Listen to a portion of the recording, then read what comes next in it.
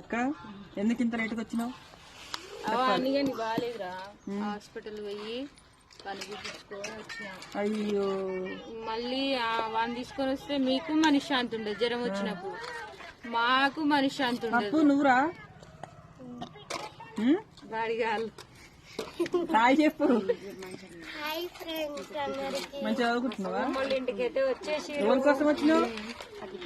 పిన్ని కోసం, అన్నయ్యల కోసం, మా మామ కోసం. ఇప్పుడు అన్నయ్యలకి నువ్వు ఎవరి కోసం వచ్చినావు గుడ్డి? మరి నేను మన కోసం. మీ అందరి కోసం అనాలి. మన కోసం అదొక డైలాగ్ కొట్టిందంటే వాళ్ళ తాతలాగా, అది ఉండి ఉండి ఒక్కటే మాట అంటది.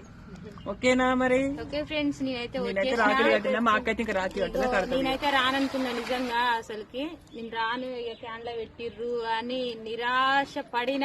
అసలు కళ్ళల్లో కూడా ఒక్కొక్కరు హాస్పిటల్ కి రాఖీలు